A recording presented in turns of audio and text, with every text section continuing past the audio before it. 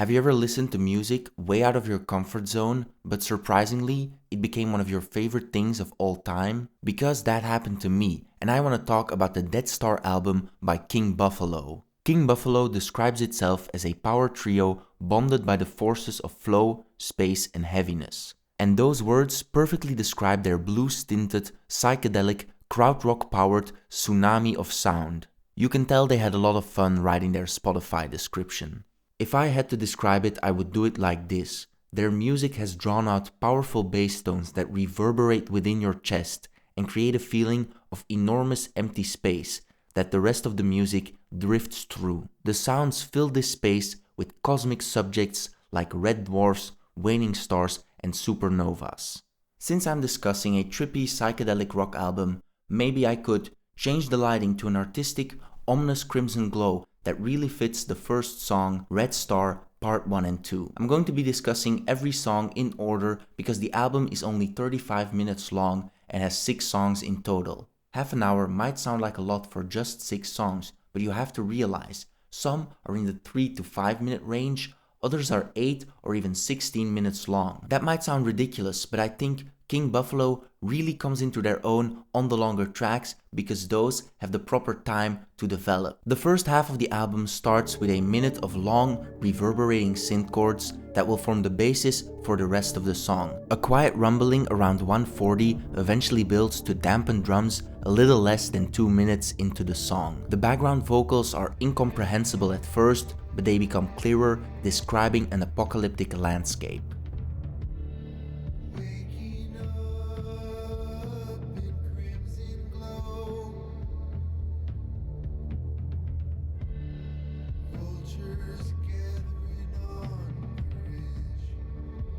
After about 3 minutes, there's a sudden switch to electric guitar with faster drums that don't feel as suppressed.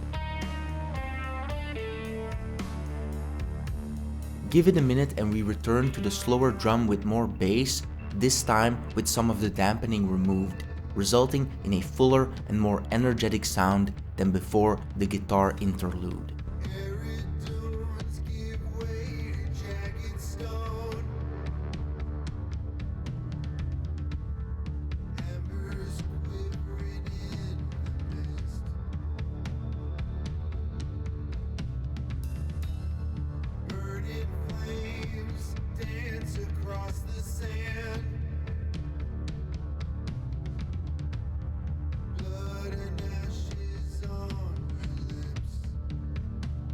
It would have been more organized to just describe the songs and give my interpretation afterwards, but I'd have to constantly repeat myself, so I'll just look for a moment to interject my perspective. To understand the rest of this video, I have to explain a bit of how my brain works.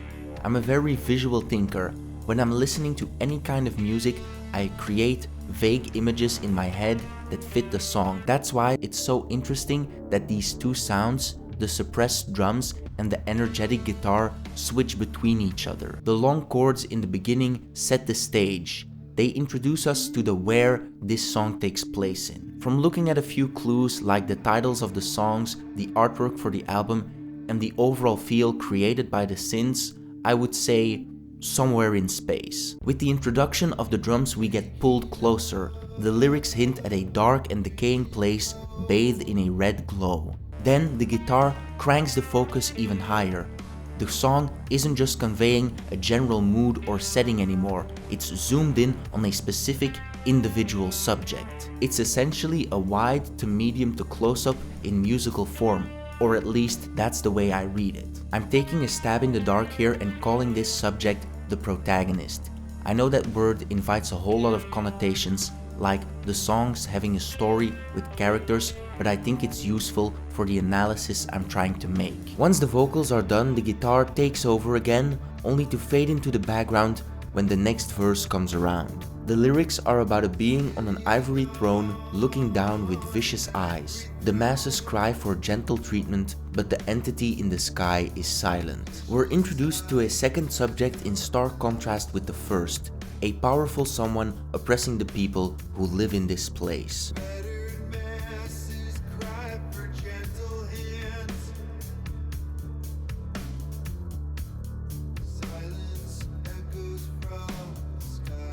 The guitar starts building anticipation until the intensity of the music sort of plateaus and the tempo slows down a little. Here the guitar has the same purpose as the drums, serving as the general setting, but the baseline of power behind everything has increased. Something is changing. Here we have a turning point. The protagonist and even the masses start rising up against their slaver, indicated by bursts of powerful chords that get longer and longer, eventually building to the climax of the song around 11:40. Guitar and drums continue uninterrupted as the lyrics describe the rebellion against the citadel, something involving a red glowing monolith built on the backs of the destitute, but now they're throwing off the chains.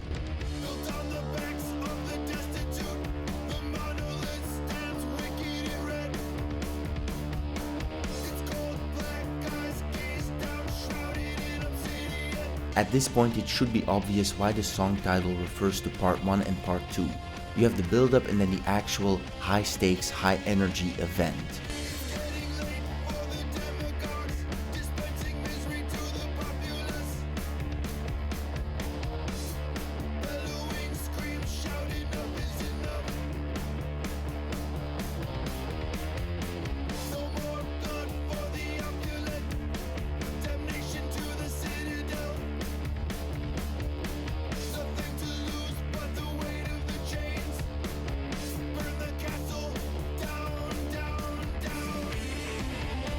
When the climax is over, all the instruments fade away and a white noise, like the static picked up by a faulty receiver, takes over until that disappears too. That was a lot, but luckily Red Star is the longest song on the album and we're already halfway through the entire video already. The second song is a funeral chant for a dying star. Echo of a Waning Star is a lot slower than the first song and has a more somber and tragic tone. I mean star in quotation marks because I don't think actual physical stars can have fingers that are callous, weary, strained with rust and chained to stone. This makes me suspect that star in this context refers to a character in the song, not to an actual astronomical object. From the way the song describes this star, it's clear they had a difficult and painful life. A real emphasis is placed on the fact they were chained.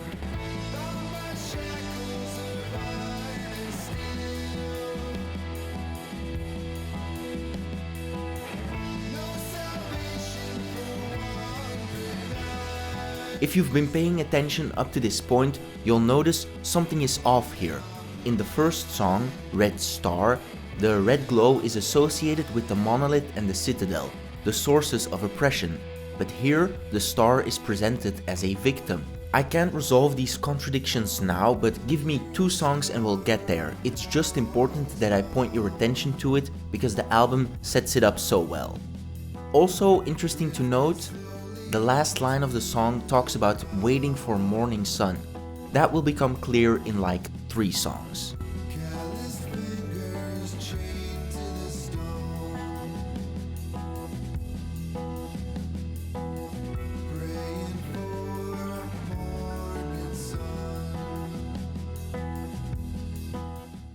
On to the third song, Ecliptic. Out of chaotic, almost static noise, the pulsing, reverberating background loop of the track emerges, followed by synthesizer piano.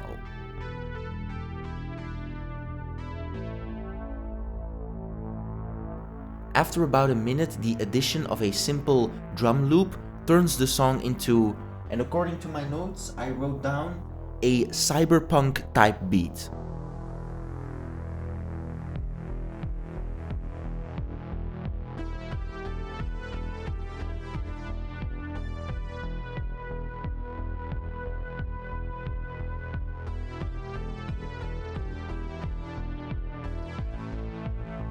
By using short pauses of the bass and the piano and eventually introducing an electronic guitar, the song builds to a final chord that fades away into silence. But before everything can get quiet, we hear a click, like one of those old TV switches, and static starts playing. It only stops once we hear the switch turn off again. I have a personal theory that this static connects the song to the end of Red Star and the two exist in parallel, but apart from my personal opinion, this song doesn't have any lyrics, so I don't suspect there is much meaning to be found here. And now, one of the most crucial songs, Eta Carinae. Eta Carinae? I have no idea. If we're approaching this album as having some sort of loose narrative, like I've been doing, this song would be the tip of all those mountain diagrams. The song kicks off with electronic guitar and high-tempo drums. About a minute into the song, the guitar pattern changes, getting more intense. Around 3:30 there's another beat switch, building to a drop about a minute later. The energy and tension of the song feel almost suffocating as you're waiting for it to release. That sounded weirdly sexual. The drop is followed by a short verse that ends with a beautiful harmonization of the drums and the guitar on the line "Viridian rays align."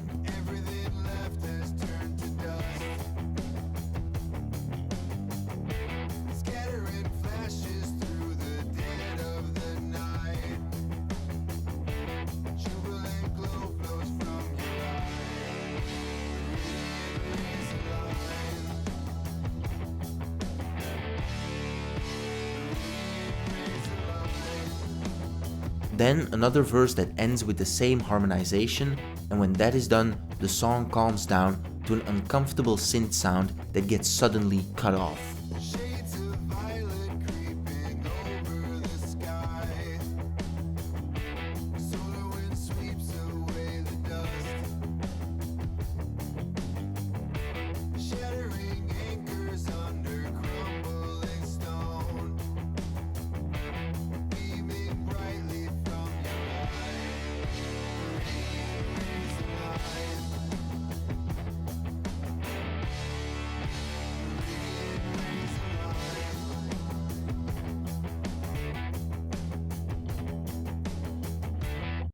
The lyrics throughout the song describe in poetic detail different colored rays of light piercing through the black sky or solid stone castles and chapels, destroying them completely. The colors are as follows: red/crimson, white, and then viridian. Picking up on a few context clues, it's pretty easy to tell what's going on.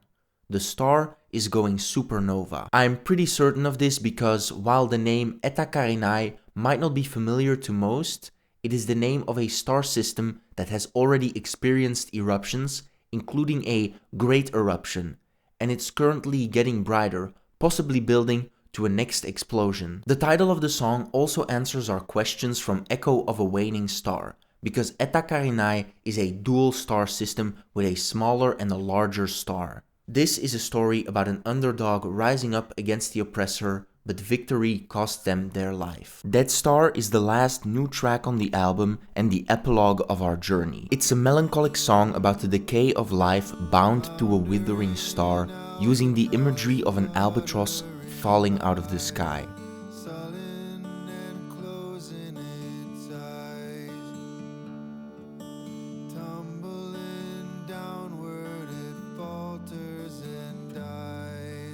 The lyrics allude to the themes of previous songs, but they're very poetic and can't really be given concrete meaning. Each of the 3 verses ends with a variation of the same sentence, namely, Dead Star calling us home, Dead Star calling you home, Dead Star calling me home.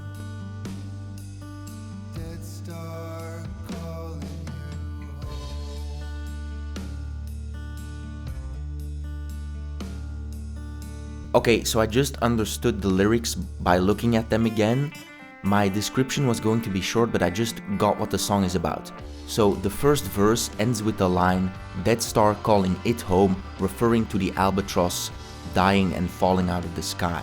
The second verse ends with Dead Star calling you home, and the description given is about someone burdened with anchors and slowly crumbling and dying, probably the same star described in the song Echoes of a Waning Star. And then the third verse ends with Dead Star calling me home.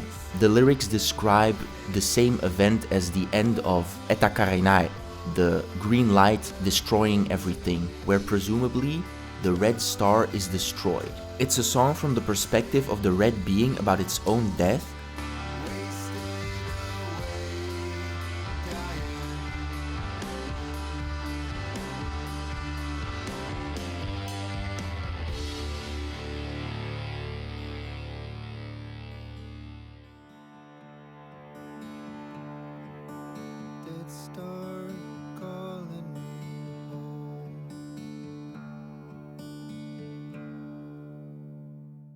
The last song on the album, Red Star Part 2 Radio Edit, is exactly what it sounds like.